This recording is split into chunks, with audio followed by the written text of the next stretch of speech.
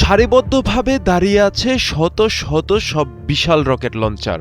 ৬০০ millimetre ক্যালিবারের এই multiple rocket সিস্টেমগুলো truck চালিত মোবাইল প্ল্যাটফর্মে বসানো। লঞ্চ টিউবগুলো তাক করা আকাশের দিকে, পাশে ভারী সামরিক যান, সাজোয়া ইউনিট আর সামরিক কুচকাওয়াজের কড়া শৃঙ্খলা। যেন বুঝিয়ে দিতে চাচ্ছে এখনই যুদ্ধের জন্য প্রস্তুত উত্তর কোরিয়া। মঞ্চে দাঁড়িয়ে অভিবাদন গ্রহণ করছেন কিম জং উন, যিনি পরিচিত রকেটম্যান হিসেবে। পুরো দৃশ্যটি যেন একটি শক্তি প্রদর্শনের মহড়া। বন্ধু ইরান যখন বিপদে, তখন কি এভাবেই বার্তা দিতে চাইল পিয়ংইয়ং? এর মাধ্যমে স্পষ্টতই হুমকির মুখে পড়তে যাচ্ছে দক্ষিণ কোরিয়ার মার্কিন ঘাঁটিগুলো।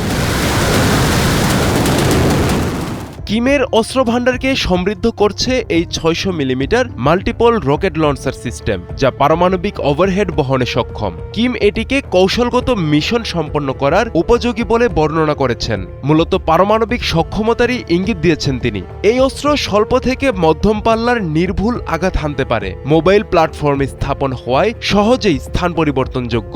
নিক্ষেপ করা যায় একযোগে বহু রকেট।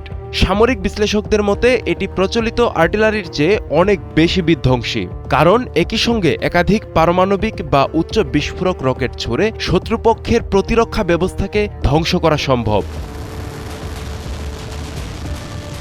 নতুন রকেট লঞ্চারগুলোকে প্রতিরক্ষামূলক অস্ত্র বলা হলেও বাস্তবে এগুলো উত্তর কোরিয়ার আক্রমণাত্মক সক্ষমতাকে অনেক গুণ বাড়িয়েছে।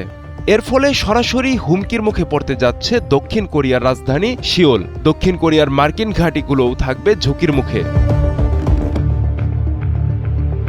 এই বিশাল সামরিক রসদের উন্মোচনে এসেছে ওয়ার্কার্স পার্টির নবম কংগ্রেসের শুরুতে।